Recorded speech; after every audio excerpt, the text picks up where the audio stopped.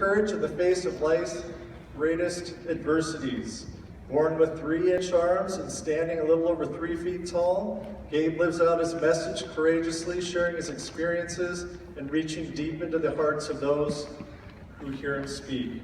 He believes people need to know that they can reach their goals. Everyone can become a great leader when they know what it takes to succeed. Through his motivational presentation, Gabe covers the importance of having respect, endurance, a positive attitude, courage, and hope.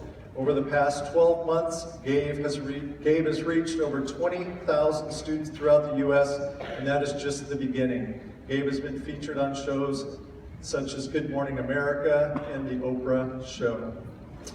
So, what I'd like you to do is give Gabe a big, warm welcome.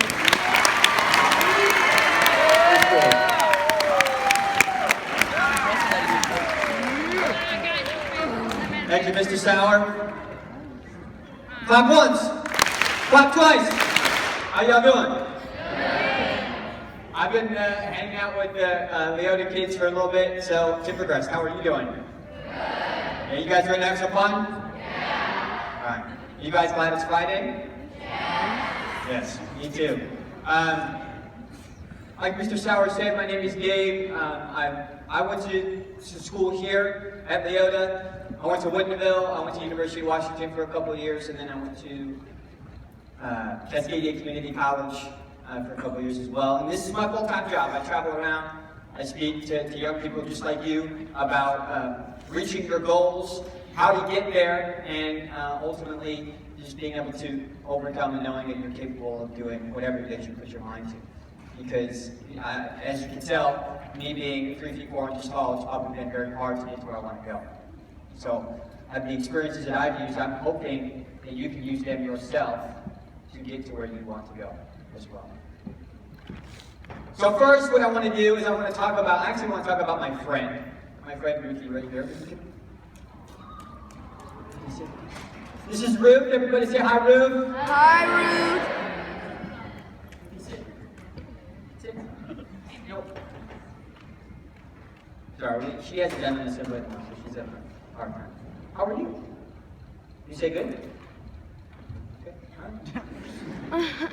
All right. Ruth is 8 years old. She is a wonderful companion. I've had her for 6 years. She knows 50 different commands. 5, 0. She can do anything from turn lights on and off, open and close doors, tug my socks off, pick things up. What else? Stand there in silence. She's good at that. The other thing that I'm going to show you, because I don't have enough time to show you all of those things, is that I taught her how to do math. Like legitimate math. You guys want to see? Are you sure? Alright. We'll do an easy problem, we'll do a hard problem. First problem we'll just do 2 plus 1. Okay? She's going to bark her answers just so you know, so don't be alarmed if she starts barking. 2 plus 1. You guys ready? Are you ready? Good to know? Alright. Oh, you are, right? Wait! I didn't answer the question. Alright, what's 2 plus 1? What? Good job. What? Awesome. That's awesome.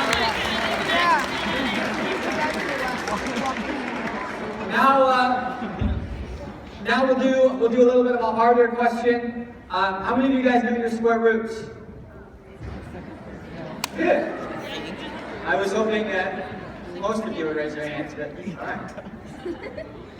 We'll do the square root of 25. Square root of 25. All right. Are y'all ready? All right. Ready? Are you ready?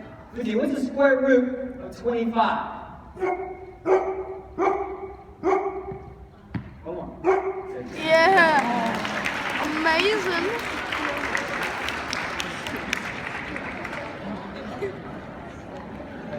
You did my homework. Ruth is a very, like I said, she's a very good dog. She's a very good friend. To me, she has been over the last six years now. But I'm not here to talk just about Ruthie. I don't think I can talk about her for a whole half hour. But what I want to talk about, like I said, is how you can begin the process of reaching your goals, reaching where you want to go. How many of you have a goal that you want to achieve at some point in your life? Good. My hope is, if you don't have your hand raised, there's nothing wrong with that. But if you don't have your hand raised, my hope is that by the end of today, if I could ask you that question again, that you could say, yes, I have a goal in mind that I want to accomplish. Now, it doesn't have to be a life goal. It doesn't have to be I want to be the next LeBron James kind of a goal. It can be, I want to eat healthy tomorrow. Okay? Clap once. Clap twice.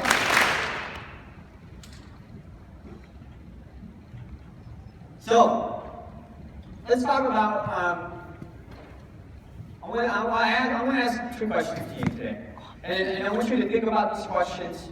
And I want you to go home and write some of this stuff down when you get home. Or even in your classes today, some of your teachers are going to maybe facilitate some of this.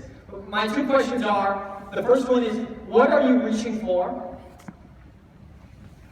What are the things in your life that you are reaching for? And my second question is, who are you reaching out to? Who are the people that you are going out of your way to reach out to let them know that you care about them? So just think about that, all right? Think about those questions. Now I want to talk about 3 things today. These are going to be the 3 most random things you'll probably ever hear a motivational speaker talk about. I promise you, they have something to do with what I'm going to talk about, but like I said, they're a little weird. I want to talk about 3 things. I want to talk about Doritos. Yeah. I want to talk about chairs. Yeah. Yes. And I want to talk about LeBron. holding hands. Okay? So, clap once, clap twice. My hope is that's the last time I have to do that the rest of the day. Okay, I only have a certain amount of time and I want to get everything I have to say here. Alright? So, Doritos. Who loves Doritos? Yes. I think Doritos is across the board one of like the best just foods there is. It should be its own food group, wouldn't you agree? So there's this one time a few years ago, I was making myself a sandwich. I was home by myself, and I didn't have anybody at home to help me make my lunch. And obviously I was hungry, and so I decided I want to make myself a peanut butter and jelly sandwich. Now in my home, everything in my home is taller than I am. I have a hard time enough just to touch the top of the kitchen counter. So it gives you an idea of trying to get food down. It can be a little difficult. But thankfully everything, all the ingredients for my sandwich were on the bottom shelf so I could reach them. There were plates where I could reach them. And so I was able to get the peanut butter, get the grape jelly, put it on the bread, put it together. And then all of a sudden I just thought of something and I said, you know what, this sandwich is missing something. Doritos. That's a traffic test. So I open my pantry. And I look at the bottom shelves, nothing there. I look at the middle shelves, nothing there. And I look at the very, very top shelf. And there are sitting an unopened bag of nacho cheese Doritos. Oh. And I'm sitting there thinking, I would love to give you some of those Doritos. But I'm only 3 feet 4 inches tall. So how am I going to get up there to get what I want. So what I decided to do is, in our house we have chairs that I sit on that are a little bit shorter, and then we have chairs that my parents sit on that are a little bit taller. So I grabbed one of the shorter chairs, and I drug it over to the pantry, and I climbed up on it, and I was still too short. I crawled down, I grabbed one of the taller chairs, brought it over to the pantry, climbed up on the little chair, and then climbed up on the taller chair, and then stood on my tippy toes, and I still couldn't reach it.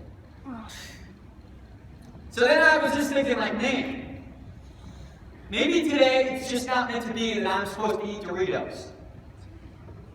Maybe today it's just not my day. Then I was just like, you know what? You want those with your sandwich. That's what you want. There were pretzels, there were other things that could have gone with my sandwich on the bottom shelves. But I told myself that I had wanted Doritos. And some of you that you know who I am, you know that when I want to go get something, I want to go get it. And that's who I am. If I put my mind to something, I want to go get it. And so I said, all right, what can I do? What's the one last thing that I need in order to get my Doritos? Now remember, I have a bunch of these things laying around my house, and they're called dressing sticks. This is how I get myself dressed in the morning, with this thing. Okay? But the greatest part about this thing is look at how long my arm is now. Yay. Okay? So I went upstairs and I grabbed this thing. I climbed up on the little chair. I climbed up on the taller chair. And I took this thing and I hooked it on the bag. And I started pulling it out. And it was off to the side a little bit, and as I started kind of shimmying it out, I noticed that the bag of chips were going to fall.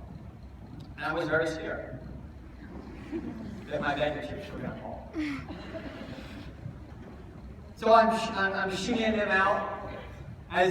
While I'm shimmying them, I'm trying to get one hand, my very, very short hand, out there to try to grab them. And they fall down to the ground. And I looked down and I went, oh!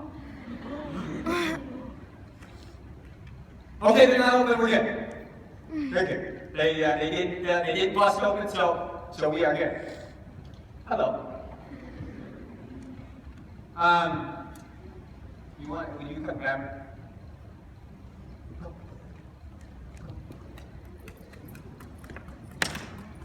So anyway, my bag of Doritos didn't break open. So I was able to open them myself. I was able to enjoy my sandwich and my Doritos. Now you're probably asking me, Dave, how does this have anything to do with us being successful? I think it has everything to do with you being successful. Because if you look at your life like a pantry, you open your doors of your life and you look where they're on the different shelves of your life. And you look at, what do you want to go after? What have you accomplished? Young people, and I think it's just human nature, we have a tendency to stay on the bottom and the middle shelves. And there's nothing wrong with the bottom shelf. You can get a lot of good things from the bottom shelf. You can get a lot of good things from the middle shelf. But you have to ask yourself, are you pushing yourself to go after what you really, really, really want to do with your life? Your bag of Doritos, or my bag of Doritos, I guess, is my goal, my huge dream in my life that I am constantly reaching for. I am constantly going after, because I believe I was called to do that. You want to know what my bag of Doritos is? You want to know? Yes. My goal in life, and I've had motivational speakers even tell me this, that I'm crazy, that you shouldn't even think about this. My goal in my life as a motivational speaker is to get into to speak to, whether it's live, video, whatever. Every single public high school in the United States of America.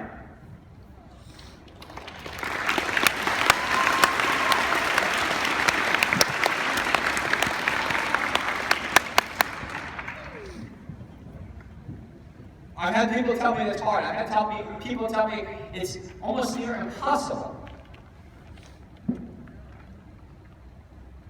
Is that going to stop me from going after my bag of Doritos? No. It's delicious. There are going to be people in your life that are going to say, your dreams are too high. There are going to be people saying, your dream it's on that, the shelf is too high. I'm here to tell you that put your dreams on the tallest shelf that you can think of. And go after them, because I was so satisfied when I got my bag of Doritos out. I cannot tell you how just joyful I was. Not because I was physically going to eat Doritos, but because I actually put my mind to what I wanted to get, and I went and I got it.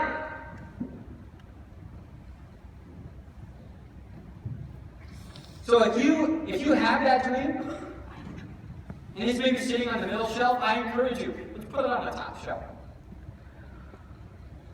And if you don't have a dream at all or a goal at all in your distant future, that is okay. There is nothing wrong with that. But I want you to continue. I want you to start the process. Figuring out, okay, what can my thing be? What can the thing that I'm going to do with my life be? And then start the process of going after it. What are your bag of Doritos? What's sitting on the top shelf of your life? Excuse me. Next thing is chairs. Now you can probably imagine what I'm about to talk about, considering I just talked about getting up and off the chairs. Chairs are in this story, for me, they were the help. They were the things that I needed to help me get to what I wanted to get, to where I wanted to go. You know, a lot of us think that we can do these great things on our own, me included. I'm one of those people that I thought, man, I want to do this all by myself. You cannot do life by yourself, young people. You can't go around struggling, succeeding, trying to go after things by yourself.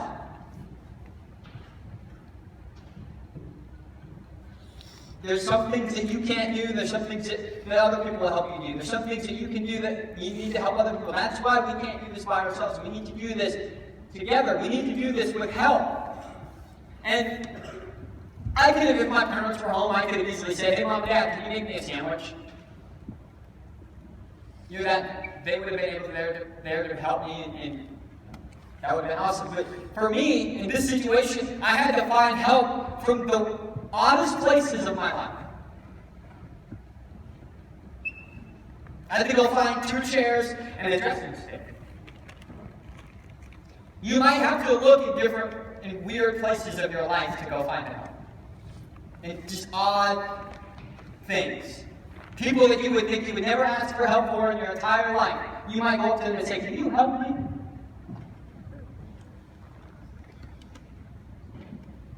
Ask for the help. Don't do this thing on your own. Because I guarantee you it's going to be a lot harder than it will be if you have help. And the other thing about these chairs is they were, as you can picture them, lined up next to each other. You know, again, I'm only 3 feet 4 inches tall. And so you can imagine me being on this chair that is almost as tall as I am.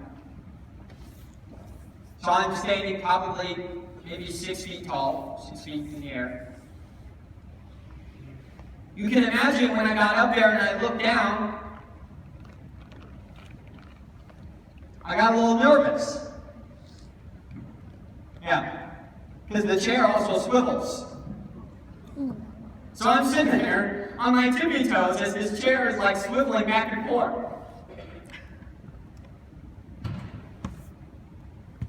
We have a tendency to look down at our problems. Or look down at the things that are maybe stopping us. Or look at our situation instead of our dream, instead of what we're going after. Because if I would have kept looking like this and doing this, I would have told myself, this is stupid. Why am I doing this? I'm going to hurt myself. Instead, as I was sitting there wobbling, I was looking up. I was looking at my dream. I was looking at what I wanted to go after, and that kept motivating me to, even though I'm wobbling, even though I might be struggling, even though this thing that I'm doing is probably not safe and maybe not the smartest thing I've ever done in my life, I'm still going to go out there and I'm going to do what I want to do because that's what I said.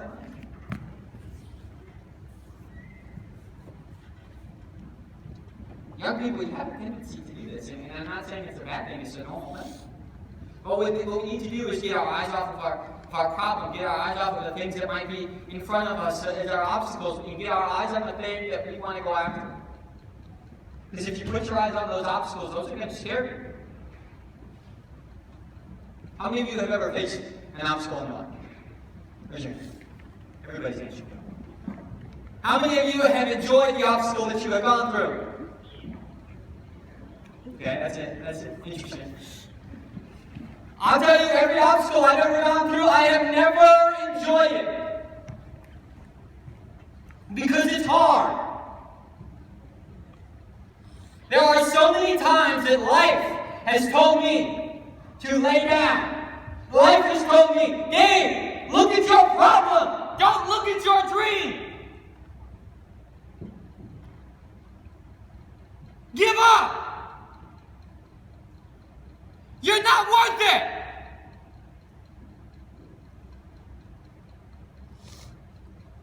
Every time life told me that, I took my eyes off of my problem, off of myself, and I put them on the very thing that I wanted to go after.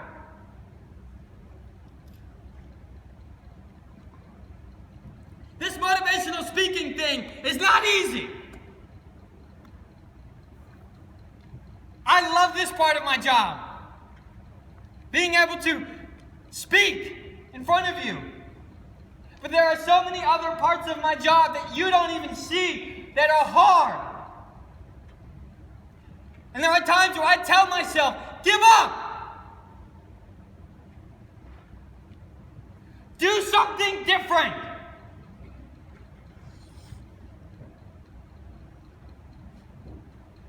I'm not called to do something different. I believe with all my heart I'm called to change the world. I can't change the world looking at my problems. I can only change the world looking up at my dreams. Look at your dreams. Don't focus on the obstacles. Don't even give it an ounce of energy. But give everything that you have towards your goals and what you want to do with the goal. And then you'll be able to reach it. Then you'll be able to go after it with everything you've got. And then you will be able to achieve it. But we got to start now. At the young age that you're at.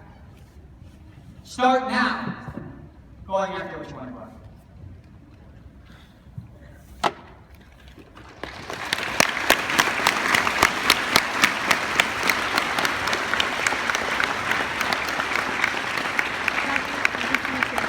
Lastly, holding hands. I'm gonna do a demonstration while I'm talking. Can I get you five on here? Yes, you five right here. Just come out here on the line. And you five down here on the glasses out on the line. Come on, let's go. On the line, right there. He picks from that side, in the corner. Hustle, hustle, hustle.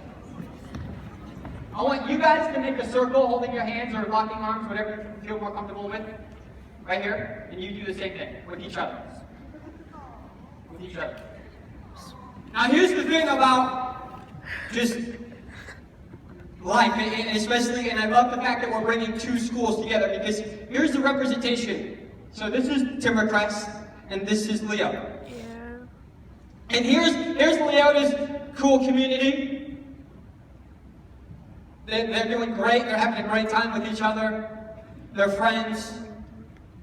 And then here's Timbercrest community. They're great. They're having a great time with each other. They're great friends.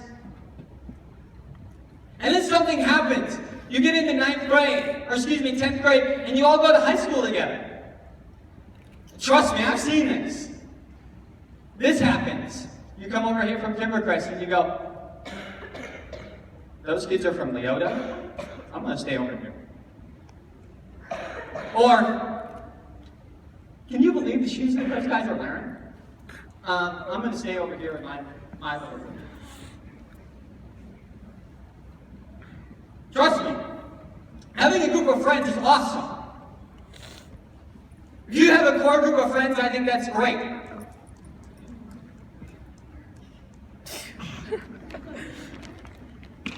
What I don't like, and what I want to change, is when we go to schools and we have this. We have groups of kids that are excluding because they look different. They're excluding because they're from a different school. Instead, this is what I want to happen, and I'm so glad that we get to start this process today. Make one big circle, all of them. Reaching out to each other. Creating a community of one is one of the most important things that you can do in your whole entire life. Understanding that it's so important that every single one of you is a part of something like this. And that you actually go do it. So here's what I want you guys to do. Timbercrest kids, go find 5 kids from the other that you don't know. Add them to your circle. From the other kids, go find 5 kids, or go find a kid each from Timbercrest. Go right now. Just from the first 2 rows, okay? Just Caleb. These two right here. Right here. Oh, Caleb. then come back out here.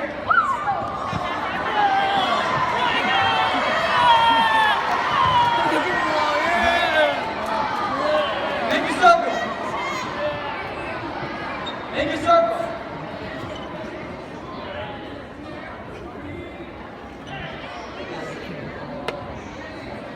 Clap once. What's the difference with this circle? Bigger. It's bigger. Caleb. Right? It's bigger. You have just now added to your community. You have just now added to people that you had in your smaller community. You're struggling.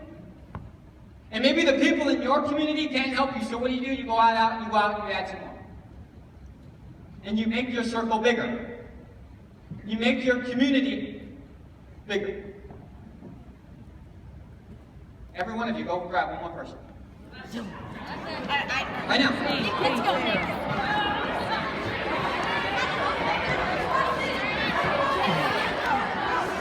I don't know yet. Let's go, let's go.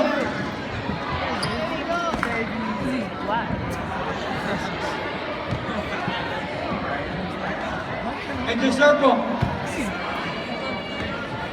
Cody!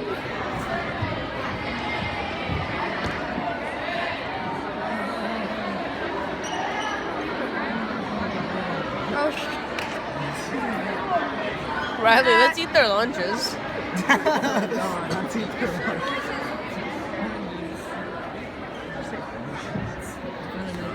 What's the difference with this circle? You're in the middle. It's bigger.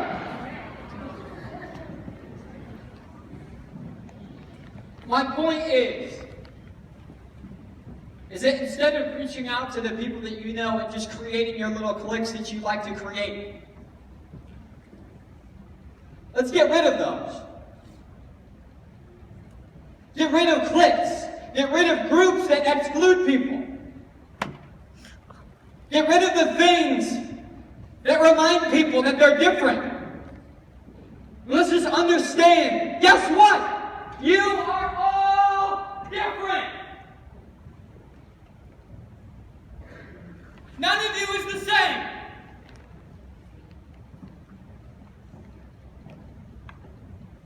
When I was in high school, I was reminded that of all the time that I was different. This didn't happen in my high school. I was left out. You have no idea. Some of you actually may have an idea.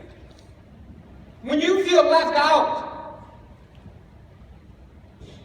what that does to you. How much that hurts. How much you remember it. But when you can do this, create one community, create one school, where none of that happens, you are intentional about seeking out somebody that is struggling, about giving somebody a high five, about shaking somebody's hand, about giving somebody a compliment. When you are intentional about those things, there is no longer going to be people left out. But everybody will be included. Everybody will get a chance to have their voice heard and be seen.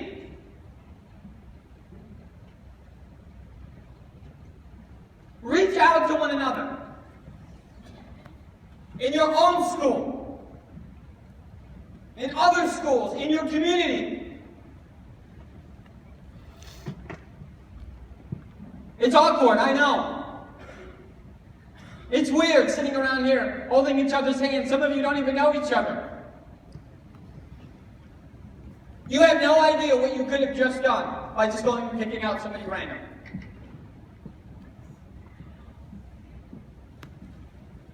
Reach out to each other so that you can impact those that need it the most. And you want to know what the funny thing is? The person that might need it the most is yourself. Reaching out is not necessarily about other people, but it could also be about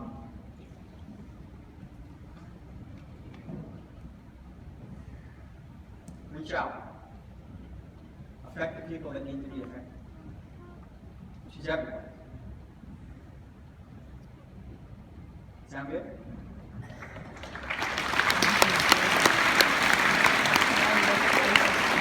Alright. You guys quickly go take your seats. Thank you for helping me. I really appreciate it. I did really, Before I go, Before I go and I hand the microphone off to Mrs. Greger, you guys go on your day. Ask yourself those questions. What am I reaching for? And who am I reaching out to? What am I reaching for? And who am I reaching out to? My name is Dave Murphy. Thank you guys very much.